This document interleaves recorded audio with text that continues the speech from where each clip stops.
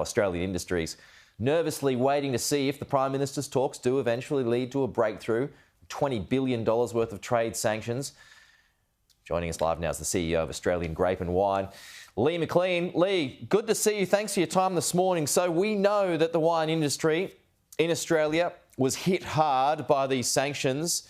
So we've been able to diversify some of it, but not all of it. But before we get to what potential avenues this might lead to, how hopeful are you here that these sanctions will be wound back? Well, thanks, Pete, and thanks for having me on the program this morning.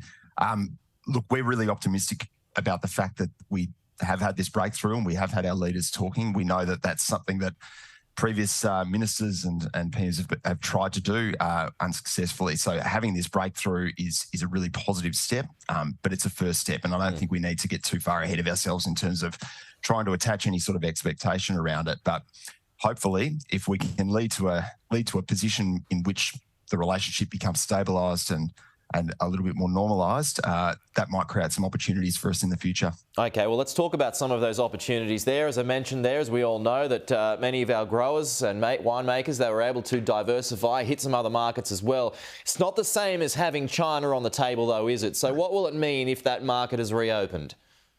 Well, I think there's a couple of points there. So firstly, it was a $1.2 billion market before the import duties were imposed on us. Now that's effectively gone to nothing now. So it will take some time, even if the taps are turned back on and we're allowed to export again, that will take some time to ramp up again. And I'm not sure that we should be expecting to see that kind of quantum in terms of value going back into China. But certainly we know there's really strong demand for Australian wine in China. We know it's still there, and we would hope that we can have an opportunity to sell some wine to those people who love it so much in China again soon. But the critical thing for us at the moment is that we need to look at those opportunities that might come up in China, but also keep working on that broader market diversification effort as well. Is anyone actually still sending wine to China? There's a little bit of bulk wine going in. So that's wine in large containers that gets bottled in China because that wasn't subject to the tariffs. And there's still very, very small amounts of some very high value wine. But effectively, if you look at the statistics, it's dropped by something around 99%.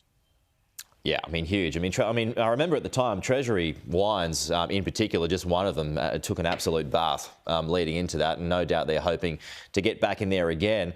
I'm just wondering, from a business confidence level, Lee, how much confidence can you have going forward again with the potential that sanctions could just be reimposed if they're wound back at any point?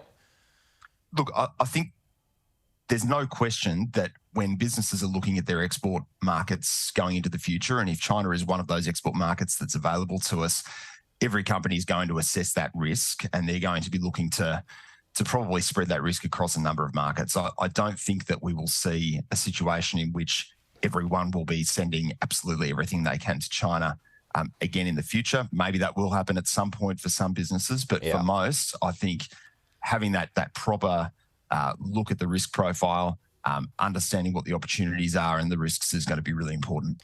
What markets were you surprised that were able to pick up a lot of that slack, Lee?